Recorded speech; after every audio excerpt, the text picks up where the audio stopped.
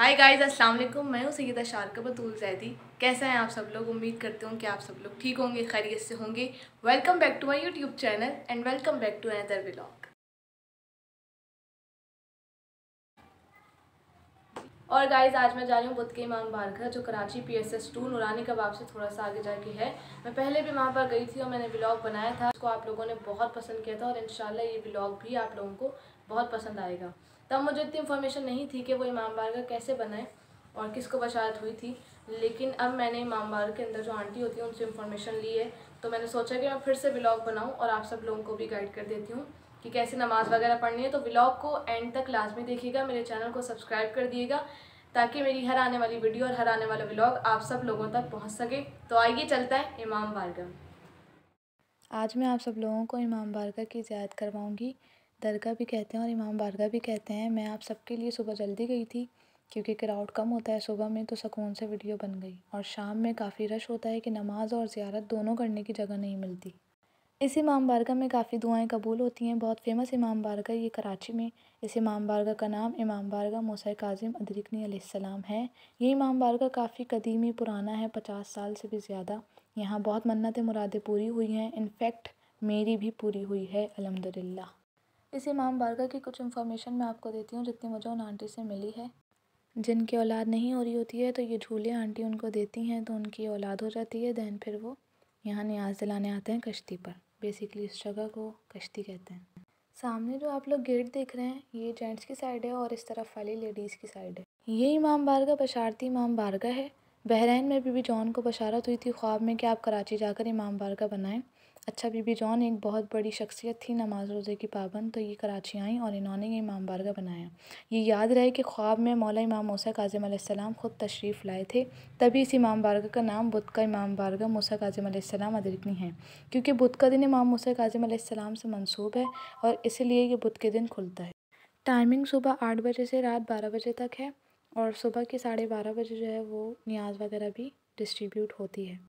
ख़ास दिनों में जैसे किसी की शहादत या विलादत के मौके पर मजलिस मिलाद भी होता है और अमाल वगैरह भी कराए जाते हैं। तो बीबी जॉन की डेथ के बाद ये इमाम बारगाह उनकी ही जानने वाली ने बाय कर लिया था। मीन्स कि जिन्होंने ख़रीदा था वो बीबी जॉन के साथ तब भी इमाम बारगाह में साथ होती थीं। फिर उन्होंने इस इमाम बारगाह को सही से बनाया। मीन्स पहले कच्चा था, अब उन्होंने इसको रेनोवेट करवा लिया। ख़ुद ऊपर रहती हैं और नीचे इमाम बारगाह है। ये आप सब लोग सारी ज़ियारत कर लें, दुआएं मांग लें और मुझे भी अपनी दुआओं में याद रखिएगा लाजमी। ये कॉर्नर की ज़रिए मौला अब्बास अलैहिस्सलाम की है। यहाँ एक तस्बीह पढ़ते हैं दुरूद की अपनी हाजत को दिल में रख कर। और ये छोटा सा खाना है जो माशाल्लाह से आहिस्ता आहिस्ता बड़ा होता जा रहा है। जैसे जैसे लोगों की मुरादें पूरी हो रही हैं तो वो यहाँ पर अलम और झूले वगैरह लाकर चढ़ा देते हैं। ये मौला अब्बास अलैहिस्सलाम की ज़री को आप लोग करीब से भी देख लें। माशाल्लाह ये बहुत खूबसूरत ज़री है, इसमें इतनी रौनक है मैं आपको बता नहीं सकती। ये देखें, मैंने आप सब लोगों की तरफ से सलाम पहले ही मौला को पेश कर दिया था। इस पूरे इमाम बारगाह में ही बहुत ज़्यादा रौनक है और नमाज़ वगैरह पढ़ के तो बहुत सुकून आता है। एक अलग ही सुकून है इस इमाम बारगाह में।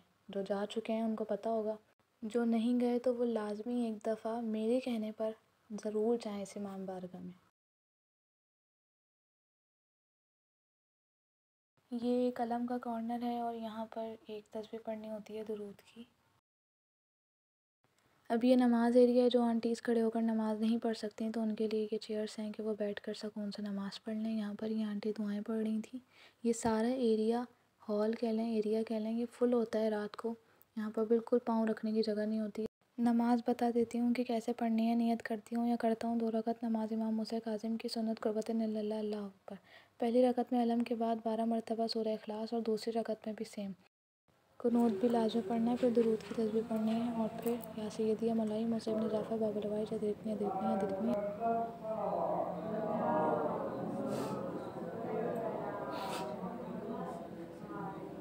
ऐसे तस्बीह एक एक दाने पर पढ़नी है और फिर दुरूद की तस्बीह पढ़नी है। उसके बाद नमाज तमाम करके दूसरी नमाज़ पढ़नी है। 2 रकत नमाज हाजत के नाम से वो फजर की तरह पढ़ी जाएगी।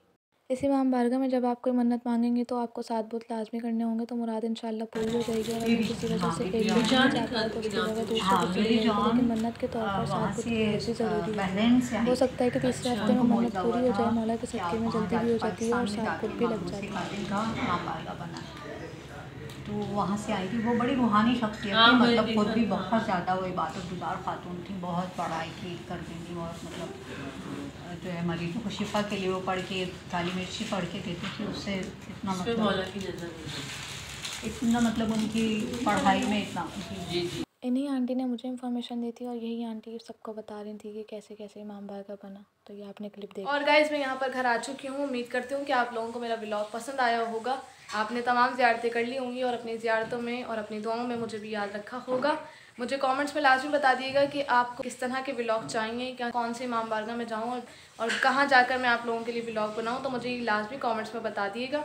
मेरे चैनल को लाजमी सब्सक्राइब कर दिएगा ताकि हर आने वाली वीडियो आप तक पहुँच सके।